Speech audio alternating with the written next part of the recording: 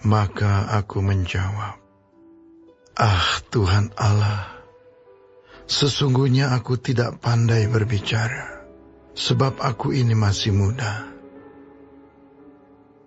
Tetapi Tuhan berfirman kepadaku, "Janganlah katakan, aku ini masih muda. Tetapi kepada siapapun engkau kuutus, haruslah engkau pergi. Dan apapun yang kuperintahkan kepadamu, haruslah kau sampaikan. Janganlah takut kepada mereka, sebab aku menyertai engkau untuk melepaskan engkau." Demikianlah firman Tuhan. Yang kedua ayat 6-8. Mengapa Tuhan tetap memanggil Yeremia? Karena Tuhan menyertai Yeremia. Kita mengingat ada nabi sebelumnya namanya Musa. Dipanggil Tuhan sampai menolak 4 kali. Ya, nabi setelahnya juga ada yang di Niniwe, Yunus. Menolak panggilan Allah. Yeremia juga begitu, menolak panggilan Allah. Mengapa? Ada 2 alasannya. Yang pertama, karena dia merasa bahwa panggilan itu seperti sebuah pengaturan. Dia ditetapkan, berarti dia diatur oleh Allah. Nah, seperti dikurung. Nah, manusia itu tidak suka dikekang-kekang, tidak bisa dikurung-kurung secara naluri. Sepertinya Yeremia mengatakan, "Nah, saya tidak punya pilihan lain kalau begitu. Kalau saya dipilih Tuhan, tidak ada pilihan lain selain mengerjakan apa yang Tuhan mau."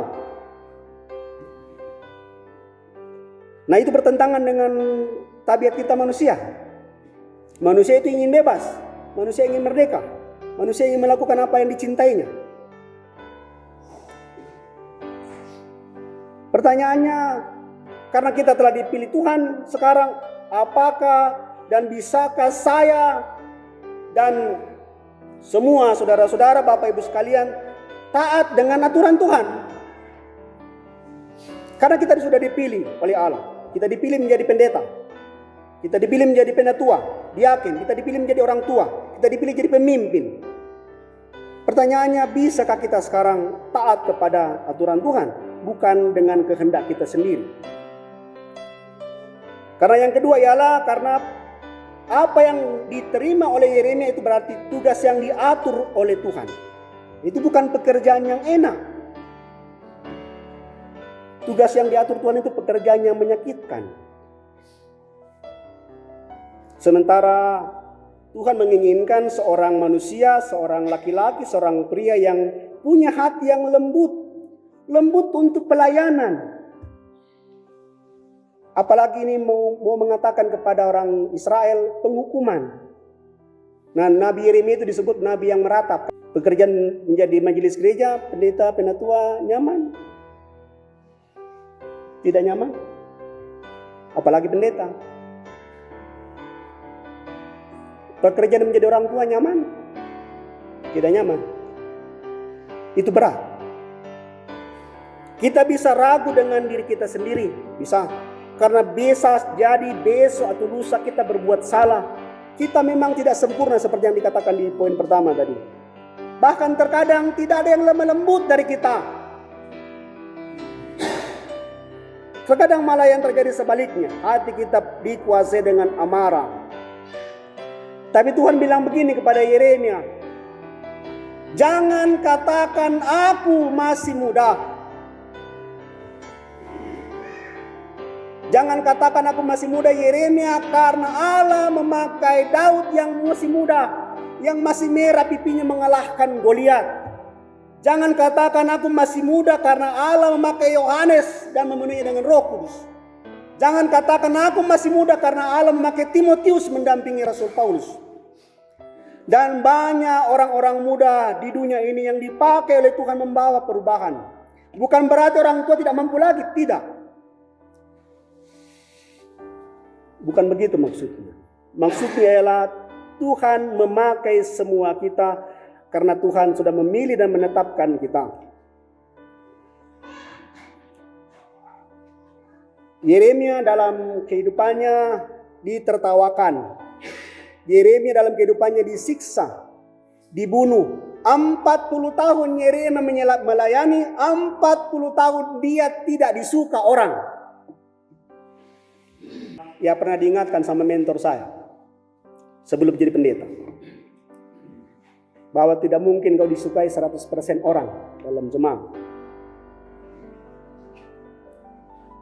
Mungkin lebih banyak yang tidak suka daripada yang suka. Tapi ingat, selalu ada orang yang Tuhan pakai untuk menjagamu. Selalu ada yang Tuhan pakai untuk memberkatimu. Itu yang disampaikan. Dan itu juga yang Yeremia pegang. Kalau kita baca di Ibrani tadi, pekerjaan tanggung jawab itu bukan hal yang mudah. Hal yang penuh dengan siksaan. Hal yang penuh dengan beban. Tapi Yeremia bilang, aku menyertai engkau untuk melepaskan engkau. Tuhan melepaskan kita dari ketakutan kita, ketidakberdayaan kita, kebergantungan kita pada diri sendiri. Kita, baik kita selaku majelis gereja, selaku orang tua, selaku pemimpin dalam masyarakat dan dimanapun kita berada, Tuhan memakai kita dan melepaskan kita. Nah, ketika Allah memanggil kita, Bapak Ibu Saudara-saudara, Dia bukan memanggil kita karena kita mampu. Bukan. Tuhan memanggil kita hanya untuk tahu apakah kita sedia atau tidak. Itu saja yang Tuhan butuh. Karena tidak ada yang mampu. Tidak ada yang mampu. Dengan demikian, beban itu kita bukan yang tanggung. Tuhan yang tanggung. Makanya kan Yesus berkata, marilah kepadaku yang berbeban berat. Dia yang tanggung. Yesus berkata, aku akan menyertai engkau sampai pada kesudahan zaman. Itu Immanuel namanya. Allah ada bersama-sama dengan kita. Dalam situasi yang terberat sekalipun dalam kehidupan kita, dalam pelayanan kita, dalam tugas kita sebagai orang tua, sebagai pemimpin dalam masyarakat, Tuhan ada bersama-sama dengan kita.